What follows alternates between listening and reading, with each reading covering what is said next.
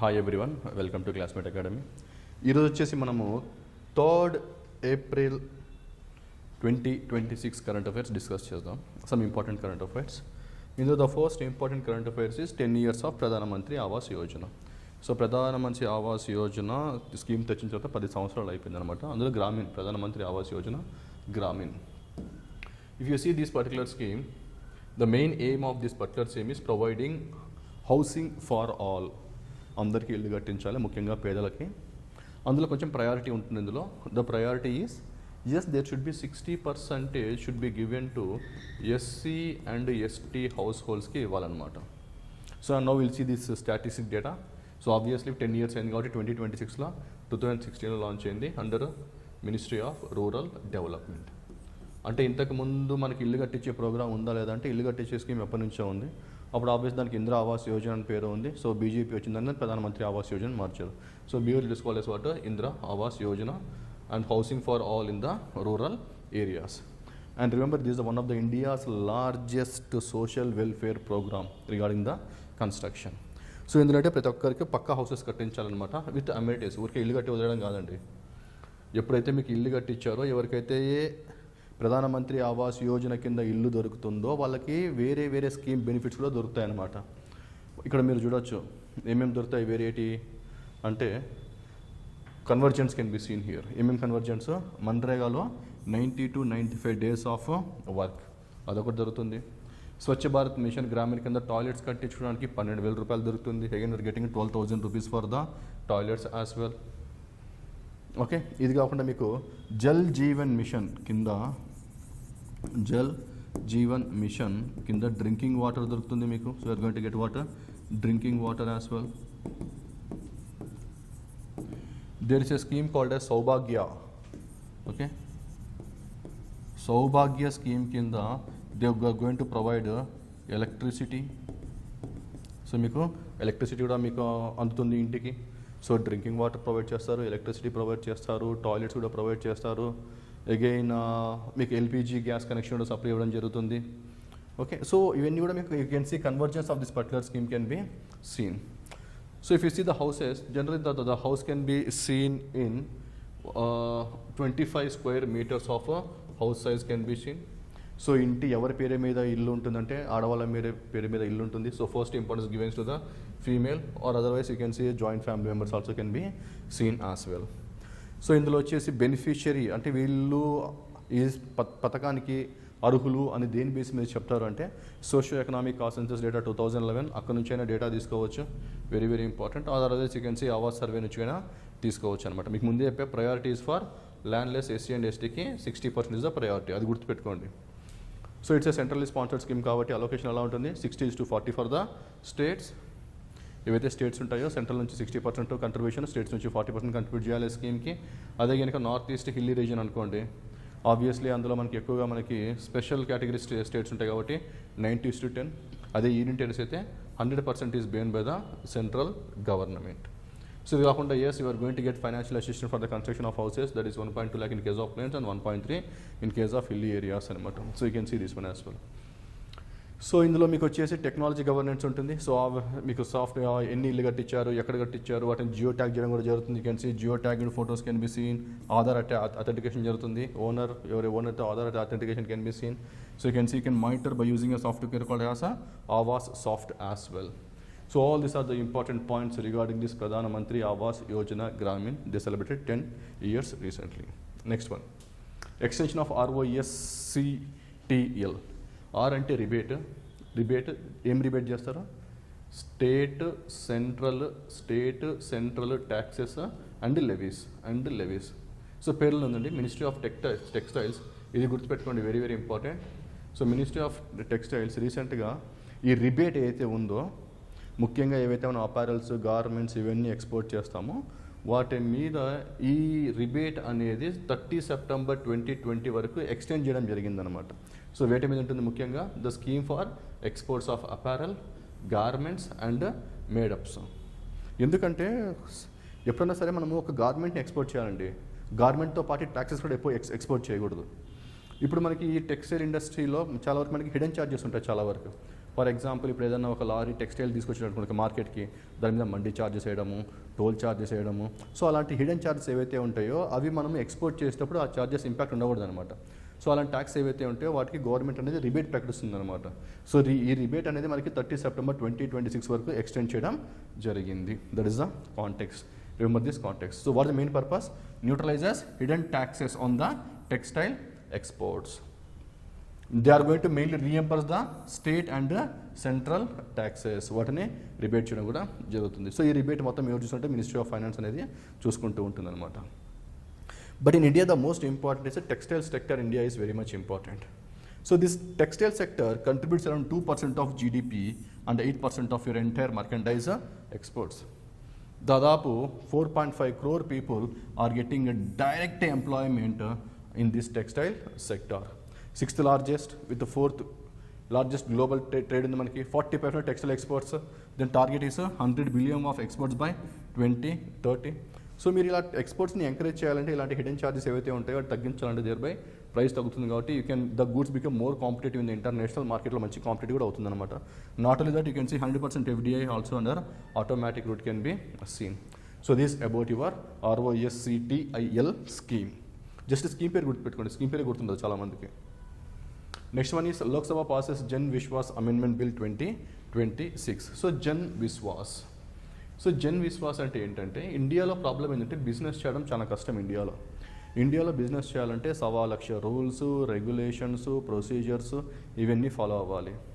ఒకవేళ కనుక మీరు ఆ రూల్స్కి మీరు కనుక ఫాలో అవ్వకపోతే దెన్ మనకి ఇక్కడ క్రిమినల్ ఛార్జెస్ ఉంటాయి. ఇక్కడ అంటే వాళ్ళని జైలు పంపించేదానికి ఛాన్స్ ఎక్కువ ఉంటుంది. సో దానివల్ల అందుకే ఇండియాలో బిజినెస్ చేయాలంటే చాలా భయం అనమాట. సో ఇప్పుడు గవర్నమెంట్ ఏం చేసిందంటే ఏవైతే మనకి ఫర్ ఎగ్జాంపుల్ మీరు ఏదన్నా లైసెన్స్ రెన్యువల్ చేయించుకోవాలనుకోండి, లైసెన్స్ రెన్యువల్ చేయించుకోకపోతే ఒక పనిష్మెంట్ ఇస్తే ఒక ఫైన్ ఇస్తే సరిపోతుంది, లేకపోతే పెనాల్టీ ఇస్తే సరిపోతుంది. ఇక్కడ అలా ఉండదండి. 3 నెలలు జైలు శిక్ష, 6 నెలలు జైలు శిక్ష అలా ఉంటుంది అనమాట. సో ఇలా ఉన్నప్పుడు ఎవరైనా బిజినెస్ చేయడానికి ముందుకు వస్తారా? ఎవరు రారు. So that is the reason the main aim is to promote is of doing business. So ఇలాంటివి ఏవైతే ప్రొసీజర్కి అడ్డంకులుగా ఉన్నాయో, ఈజ్ ఆఫ్ డూయింగ్ బిజినెస్ అడ్డంకులు ఉన్నాయో అవన్నీ కూడా తీసేయడం. Not only promoting the is of doing business but also is of living as well. ఎందుకంటే భయంగా బతకాలండి. ఎప్పుడు రెన్యూ అయిపోతుందో, ఎప్పుడు టైం అయిపోతుందో, ఎప్పుడు నేను చేయించకపోతే ఏమవుతుంది. సో 1,00,000 రూల్స్ ఉంటాయి, అవన్నీ మీరు కాంప్లైంట్స్ అవుతున్నారో మీరు కాన్స్టెంట్గా చెక్ చేసుకుంటుండాలి. ఒకసారి మనకు గుర్తుండదు. So yes, ease of they want to provide even ease of living as well. So yes, Lok Sabha passed Jan Vishwas amendment bill 2026. ఇందులో దాదాపు 784 ప్రొవిజన్స్ని అమెండ్ చేసిందండి. 79 central acts under 23 minutes. You can see this, one of the largest reform that you can see. Almost this bill decriminalized, very very important, decriminalized 717 ప్రొవిజన్స్ని decriminalise చేసింది అనమాట. Particular involving technical and procedural default ఏదైనా ఉందనుకోండి. So దాదాపు 717 ప్రొవిజన్స్ని decriminalise చేశారనమాట. So ఇప్పుడు ఏంటంటే ప్రతిదానికి court వెళ్ళడం, కోర్టు కూడా చాలా బర్డెన్ అవుతుంది అనమాట. So government want to appoint even adjudicating officers also so that they can take the decisions very well. ఇప్పుడు ప్రాబ్లం ఏంటంటే ఓకే, ఇప్పుడు మీరు ఏదైనా రెన్యూ చేయించకపోయినా ఏం చేయకపోయినా ఇప్పుడు జైలు శిక్ష అయితే లేదు, దాని బదులు మీకు సివిల్ లాస్ అప్లై చేస్తారు, not the criminal laws. So civil law apply అంటే ఏమంటే మనకి ఫైన్ పెనాల్టీ ఉంటుంది. ఆ ఫైన్ పెనాల్టీ కూడా బాగా తగ్గించడం జరిగిందండి. సో కొందరు ఏంటంటే తక్కువగా ఇప్పుడు పెనాల్టీ తర్వాత చేసుకుందాంలే అన్న ఉద్దేశంతో చాలామంది ఉంటారు. సో అందుకోసం గవర్నమెంట్ ఏం చేసిందంటే ఏవైతే ఫైన్స్ అండ్ పెనాల్టీస్ ఉన్నాయో మీరు ఒకవేళ కనుక పే చేయకపోతే టైంకి they are going to increase by 10% of their prescribed minimum amount every 3 years. అంటే మీరు ఎప్పుడైతే ఇది పే చేయకపోతే దాని మీద ఇంట్రెస్ట్ లాగా అనమాట, అంటే ఇన్ఫ్లేషన్కి అడ్జస్ట్ చేస్తారు. సో దానికి ఆబ్వియస్లీ మీరు ఎప్పుడైతే పే చేయరో దానికి తగ్గట్టు ఆ అమౌంట్ కూడా పెరుగుతూ ఉంటుంది. So that it will force us to pay that kind of penalties or fines if you're not at all taking any renew కానీ అట్లాంటివి ఏమి చేయించకపోతే. So finally the government bought this particular very very important Jan Vishwas Amendment Bill 2026.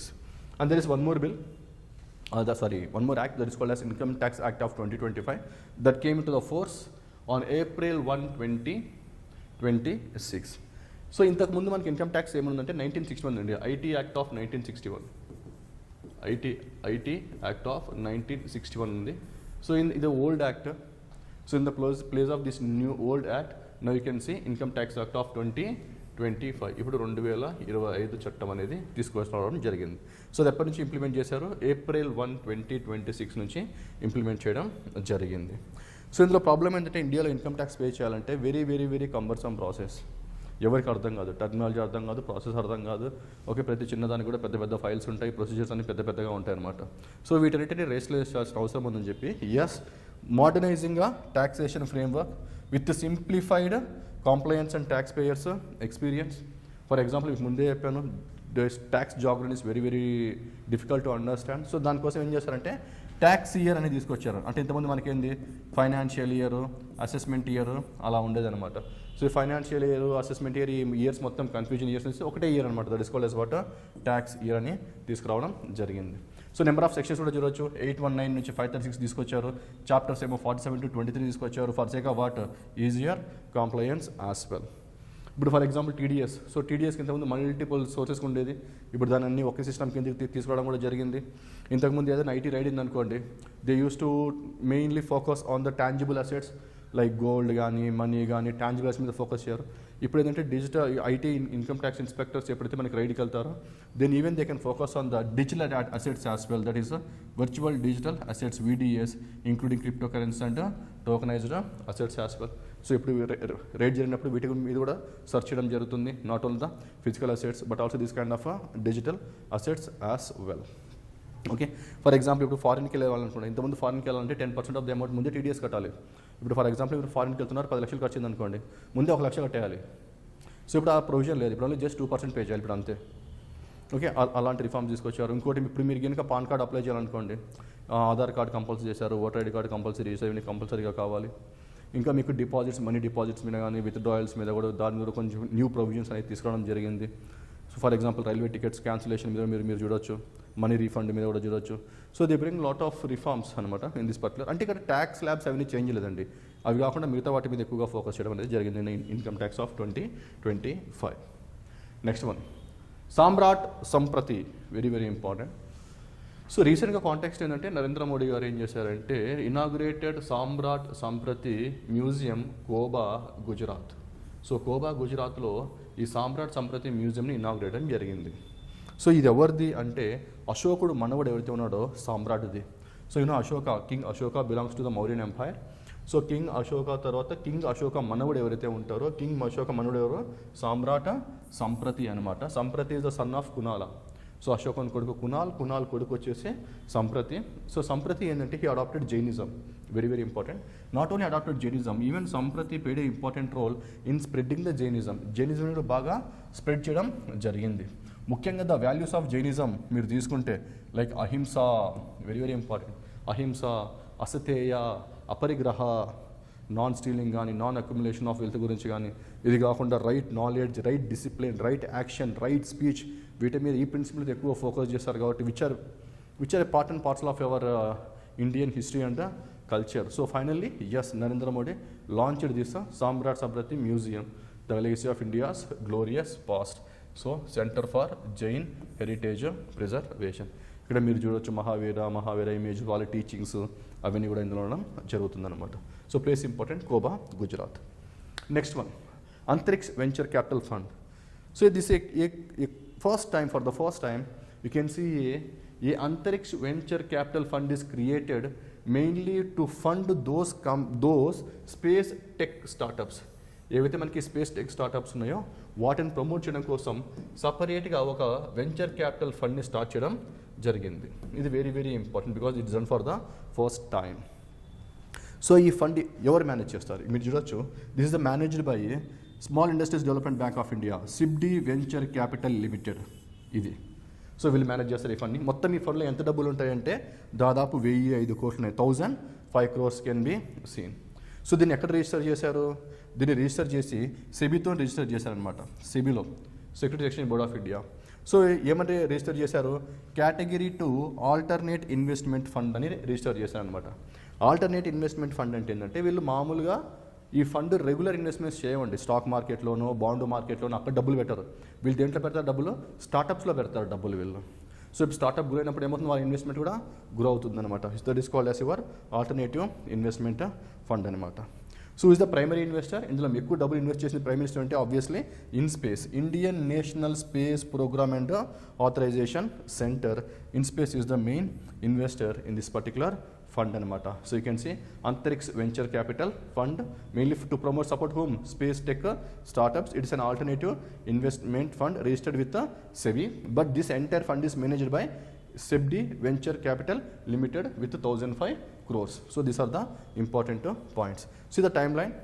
So it is going to be accepted from early 2027 onwards. Obviously fund to name chesaru number 1 because mainly they are going to provide support to the space tech companies kabatti. Yes, one is innovation, the main is innovation, promoting the private companies into the space sector. You can see private participation can be seen, more employment generation, becoming more competitive in the space research and space economic activities. So this is the main aim of Antariksh Venture Capital Fund. Next one, Mahi Banswara Nuclear Power Project. So recently ఏంటంటే atomic energy regulatory board AERB ఎవరైతే ఉన్నారో very very very important board, atomic ఎనర్జీని regulate చేసే board అనమాట. Okay, in terms of supply of material or construction of this power projects ఇవన్నీ కూడా AERB. ఇప్పుడు ఏంటంటే వీళ్ళు పర్మిషన్ ఇచ్చారనమాట. ఎవరికి? Unit 1 and unit 2 at Mahi Banswara nuclear power project 2 యూనిట్లు కన్స్ట్రక్ట్ చేస్తున్నారు. లొకేషన్ ఎక్కడ? Banswara district of Rajasthan. So ఎవరు దీన్ని ఇంప్లిమెంట్ చేస్తున్నారు? అణుశక్తి విద్యుత్ నిగమ్ లిమిటెడ్. ఎవరిల్లు అణుశక్తి విద్యుత్ నిగమ్ లిమిటెడ్? వీళ్ళు ఎవరో కాదండి, it is a joint venture between 2 government companies మళ్ళీ అవి కూడా. అందులో వచ్చేసి nuclear power corporation of India, nuclear power corporation of India limited, ఇంకోటి వచ్చేసి NTPC అనమాట. సో ఈ 2 కలిపి మనకి జాయింట్ వెంచర్గా ఫామ్ అయ్యి ఏం స్టార్ట్ చేశారు? అణుశక్తి Vidyut Nigam limited. So obviously they are going to build the nuclear power plants, owning the nuclear power plants and operating of nuclear power plants as well, because we have to increase the production of nuclear energy. Capacity anta okoka unit idi, you can see that the capacity consists of total 4 units with 700 megawatt of energy. Mainly they are going to build pressurized heavy water reactors as well, so they could supply this clean energy. Now what is more important? Yes, this board is very very important, Atomic Energy Regulatory Board. Parallel on the regulating the atomic energy, established in the year 1983. Here is important if you are preparing for SSC or railways examinations. And this body, Atomic Energy Regulation Board, was formed under the Atomic Energy Act of 1962. Atomic Energy Act of 1962. Obviously this particular regulatory board comes under Department of Atomic Energy. Mainly focus on this operation of these nuclear reactors, building of these nuclear reactors, transport of this nuclear material, అవన్నీ కూడా చూడొచ్చు అనమాట. So obviously regulatory board కాబట్టి చాలా regulations, standards, inspections, designing, operational aspect అవన్నీ కూడా చూసుకోవడం జరుగుతుంది అనమాట. So remember this Anushakti Vidyut Nigam limited and Banswara nuclear power plant in Rajasthan. Now there is one more state that was in the news that is called as Bab al Mandeb. ఇక్కడ చూడండి, బబ్ అల్ మందెబ్. ఈ state ఎందుకు న్యూస్లో ఉందంటే మీ అందరికీ తెలుసు వెస్ట్ ఏషియన్ కాన్ఫ్లిక్ట్ జరుగుతుంది. So America, Israel ఒకవైపు, ఇరాన్ ఒకవైపు, ఇద్దరు గొడవ ఫైట్ చేసుకుంటున్నారు. సో ఫైనల్గా మనకి ఇరాన్ ఏమని ప్రకటించింది? I'm going to close. Iran వచ్చేసి they said that we're going to close this strait of Hormuz. So ఇరాన్కి మద్దతుగా ఈవెన్ యెమెన్ కూడా పార్టిసిపేట్ చేసిందనమాట. In the Yemen we're having a rebels called as Houthi rebels. Even Houthis of Yemen also supported Iran. Once they also supported Iran, they attacked Israel. Israel attack చేయడం జరిగింది. So ఈ వార్తోనే ఎప్పుడైతే మనకి strait of Hormuz that is between the Persian gulf and gulf of Oman ఇది effect అయిందో, అలానే ఇది కూడా this also very very important trade route అనమాట. That is your Bab al Mandeb strait. So this may also be closed. అంటే double whammy అనమాట. ఇక్కడ already పెద్ద దెబ్బ జరిగింది, దానికి ఇంకో దెబ్బ మళ్ళీ అవుతుంది అనమాట. So that was the context. So దానివల్ల ఎనర్జీ ప్రైజెస్ పెరిగే అవకాశం ఉంది, ఇన్ఫ్లేషన్, జీడిపి గ్రోత్ పడిపోయే అవకాశం ఉంది, అవన్నీ కూడా మీరు గమనించాలి. Next one, Lakhpati Bitiya Yojana. Delhi government కొత్తగా స్టార్ట్ చేసింది అనమాట ఈ స్కీమ్. గుర్తుపెట్టుకోండి, స్టేట్ స్కీమ్స్లో భాగంగా లఖ్పతి బీటియా యోజన. ఇందులో obviously government is going to spend 1.2 lakh for the education of a girl child. So ఎక్కడి నుంచి ఎడ్యుకేషన్ ప్రొవైడ్ చేస్తారో? Birth to the graduation. So first క్లాస్కి ఎంత, సెకండ్ క్లాస్కి ఎంత, థర్డ్ క్లాస్ ఎంత, సిక్స్త్ క్లాస్ ఎంత, 10th క్లాస్కి, ఇంటర్మీడియట్కి, ఒకవేళ గ్రాడ్యుయేషన్లో బీటెక్ అయితే బీటెక్ ఇంత అని మొత్తం ఇంత డబ్బులు అయితే స్పెండ్ చేయడం జరుగుతుంది. ఈ 1 lakh అనేది విత్ ఇంట్రెస్ట్ అండి. అంటే ఫర్ ఎగ్జాంపుల్ ఒక 70,000 ఖర్చు అనుకోండి, అమ్మాయి పుట్టినప్పుడు ఒక 10,000 20,000 ఖర్చు పెట్టారు, తర్వాత థర్డ్ క్లాస్లో కొంచెం ఖర్చు పెట్టారు, 6th క్లాస్లో కొంచెం ఖర్చు పెట్టారు. ఓవరాల్గా ఏమంటే ఒక 70,000 80,000 అనుకోండి. ఫైనల్గా మొత్తం పెట్టిన డబ్బుని ఆమె బీటెక్ వరకు క్యాలిక్యులేట్ చేస్తారు అనమాట. సో అప్పుడు మనకి ఏంటంటే 1.2 lakh వరకు వస్తుంది అనమాట.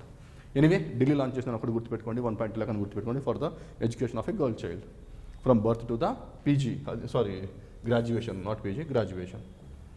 Next one, sand artist from Orissa, very very important, Sudarshan Patnaik appointed as brand ambassador of India census 2027. Already April 1st 2026 నుంచి సెన్సెస్ అనేది మనకి స్టార్ట్ అయింది. మనం ఆల్రెడీ కూడా చదివాం April 1st కరెంట్ అఫైర్స్లో కూడా మీ డీటెయిల్స్ వచ్చేసి అక్కడ చూడొచ్చు అనమాట. Next one, India ranks third global in the renewal energy capacity. No only we discussed in the April 2nd also we discussed about India's energy స్టాటిస్టిక్స్లో డిస్కస్ చేయడం జరిగింది.